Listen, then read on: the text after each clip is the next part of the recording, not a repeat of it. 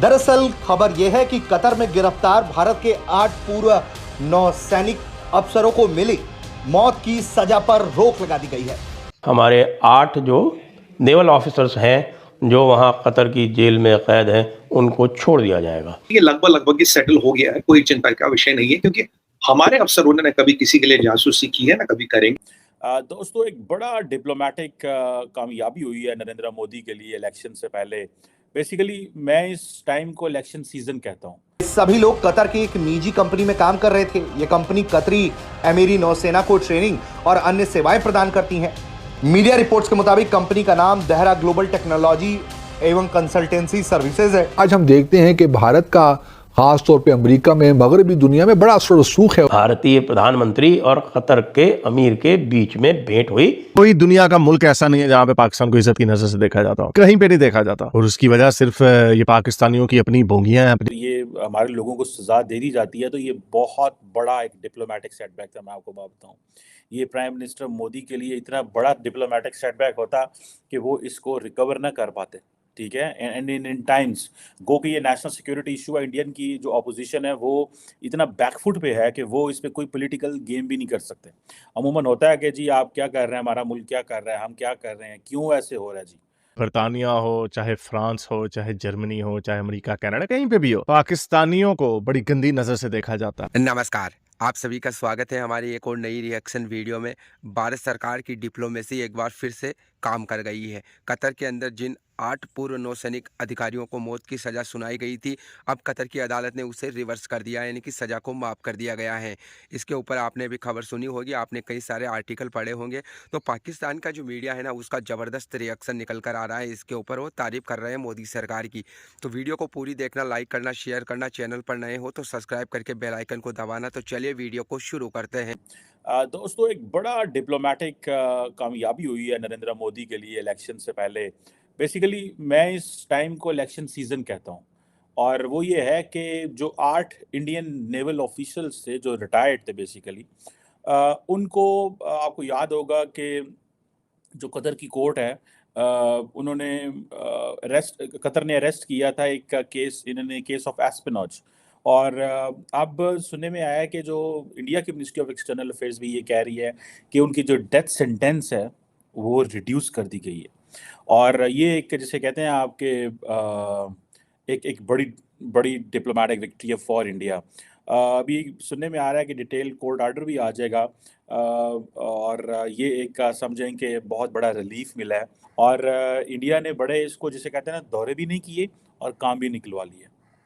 देखिए, होता ये है कि फॉर एग्जांपल एक होता है doctor Jaishankar, national security adviser, वज़ीर आज़म, या कोई बंदा बार-बार वहाँ पे जा रहा है और लेकिन गए कोई नहीं है वहाँ पे। बगैर जाने के ही उन्होंने मसला हल कर लिया है। बेसिकली वो इंडिया को अलर्ट पर रखना चाहते थे, जिसे वो कहते हैं ना कि वो समझते थे कि इंडिया को थोड़ा-सा झटका लगाएँ, और वो उन्होंने अपनी किसी न किसी हद तक उन्होंने झटका वो लगा लिया है। दे वांटेड कि इंडिया को हम बताएँ कि हम क्या कर सकते हैं, क्या है। इश्यू जो भी था वो हम एक साइड पे है। इंडिया के बहुत अच्छे ताल्लुकात हैं सऊदी अरब से, याद रखें, यूएई के। और कतर और यूएई और सऊदी अरब के मामलात जो जीसीसी कंट्रीज़ के हैं, इनमें बड़े ख़राब हो गए थे। अगर आपको थोड़ा अर्सा पहले की अगर मैं बात बताऊँ तो, जब बेसिकली जो कतरीज़ थे, उनके बारे में ये था कि वो अल जज़ीरा को इस्तेमाल कर रहे हैं बाकी मिडल ईस्टर्न ममालिक के ख़िलाफ़, और इस तरह की जो चीज़ें जो थी वो थी। और फिर इन्होंने पूरा कतर का ब्लॉकेड कर दिया, और बड़े एक सीरियस मसला आपको याद है कुछ अर्सा पहले पैदा होगा, मोहम्मद बिन सलमान ने फुल थ्रॉटल एक डिप्लोमेटिक जो थी वो की। लेकिन ये चीज़ें जो हैं समहाउ अब वो रिज़ॉल्व हो चुकी हैं वहाँ पे भी। तो मुझे ऐसा लगता है कि ये चीज़ जो है नरेंद्र मोदी को एक फ़ेवर दी गई है। ठीक है, वो फ़ेवर ये दी गई है कि उनको ये पता हो कि भाई ये जो लोग हैं, जिनको हमने जिनकी डेथ सेंटेंस कम की है, अभी सुनने में आया कि वहाँ पे इंडिया के जो एम्बेसडर थे, ज़ाहिर बात है वो भी कोर्ट के अंदर मौजूद थे। इस वक्त इंडिया और कतर के दरमियान जो सबसे बड़ा इशू था वो यही था। ठीक है, और बाकी भी उनके ऑफिशियल सुना उस कोर्ट में मौजूद थे, और कुछ फैमिली मेम्बर्स भी मौजूद थे। और आज जब ये सारा वाक़या सामने आया है, तो उन्होंने कहा होगा कि भाई देखें, रियासत जो है वो खड़ी हुई थी। हमने तमाम लीगल असिस्टेंस दी, जितना भी पैसा चाहिए, सारा कुछ जो भी है। अब ये जो क्वेश्चन है ये इसका नाम था दारा ग्लोबल केस, जिसमें ये सेंटेंस हुई थी। इस क्वेश्चन में इस चीज़ की ये समझ नहीं आई कि इंडियन जो ऑफिशियल्स हैं वो वहाँ पे जो ये जॉब वगैरह कर रहे थे उसमें किस तरह की चीज़ों में इन्वॉल्व थे या वो क्या करते रहे। अब ये हो नहीं सकता कि स्क्रैच से केस शुरू हुआ हो और बस ऐਵੇਂ इल्ज़ाम लगा के अंदर कर दिया। मतलब there is nothing like that. Either वो डेलिबरेटली कुछ कर रहे थे, अनकॉन्शियसली कर रहे थे, या वो कुछ ऐसा काम कर रहे थे that was the part of the game, जिसमें उनको भी पता नहीं था। अब देखिए इसमें बहुत सारे केस स्टडीज़ जो हैं वो हो सकते हैं। और ये क्योंकि एक सेंसिटिव एंड मसला था, सो जिसे कहते हैं ना कि इंडियन गवर्नमेंट ने पहले ही अपील की हुई थी, और उनको ये था कि अगर ये हमारे लोगों को सज़ा दे दी जाती है तो ये बहुत बड़ा एक डिप्लोमेटिक सेटबैक था। मैं आपको बात बताऊँ, ये प्राइम मिनिस्टर मोदी के लिए इतना बड़ा डिप्लोमेटिक सेटबैक होता कि वो इसको रिकवर ना कर पाते।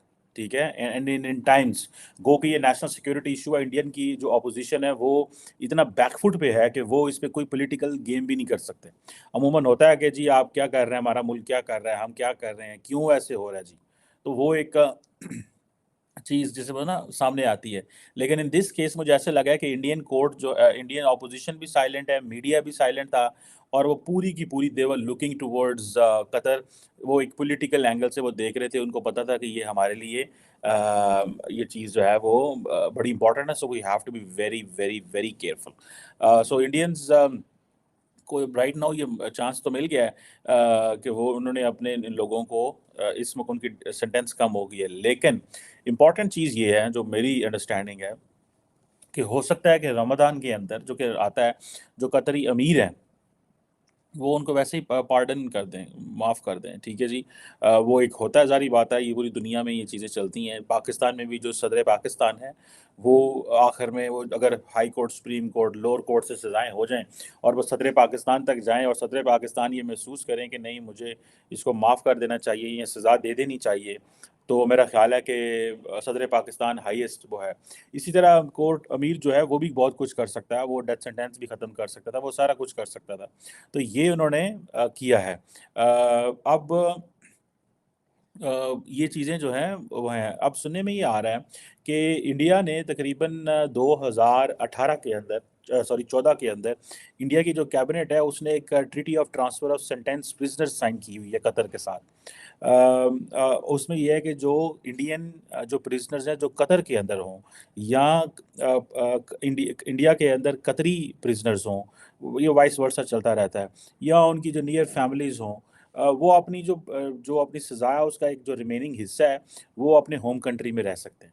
सो दैट इज़ बेसिकली ये चीज़ें हैं। इंडिया की सरकार ने ये इस तरह की जो ट्रीटी है वो बरतानिया से की है, मॉरिशियस से, बल्गारिया, ब्राज़ील, बड़ी लंबी लिस्ट है, फ्रांस से, South Korea, Saudi Arabia, Iran से, even UAE, Maldives, Thailand, Turkey, Italy, Russia, Australia, ये सारी जो हैं वो हैं।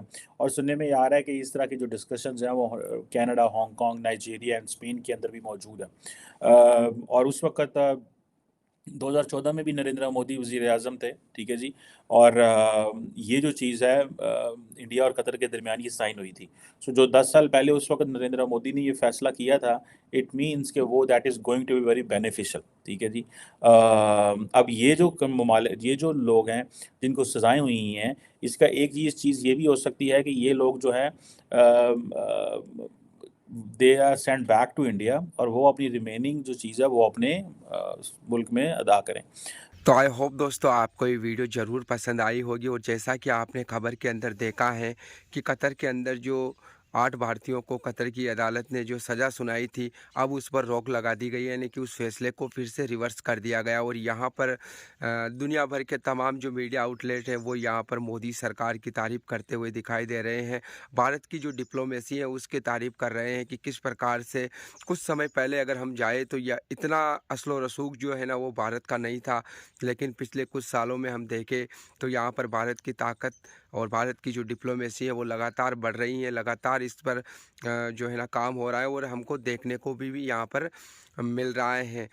बताया ये भी जा रहा है कि अभी कुछ समय पहले जो COP28 का जो मीटिंग हुई थी दुबई के अंदर, वहाँ पर प्राइम मिनिस्टर मोदी जी और जो कतर के जो शेख हैं उनके बीच में भी यहाँ पर मुलाकात हुई थी, और ये जो इशू है ना वो रेस किया गया था। तो असली जो टर्निंग पॉइंट आया वो वहाँ से आया, उसके बाद जो है ना देखा कि चीज़ें बदलना शुरू हुई और अभी ये जो फैसला आया है जिसमें जो सज़ा थी उसको बिल्कुल रिवर्स कर दिया गया। और ये जो काम हुआ है ना वो काफ़ी तेज़ी के साथ हुआ है, यानी कि कुछ ही समय के अंदर सज़ा सुनाई गई, फिर से अदालत तैयार हुई फिर से मामले की सुनवाई करने के लिए, और फिर फैसला आया कि जो सज़ा है उसको माफ़ कर दिया गया है।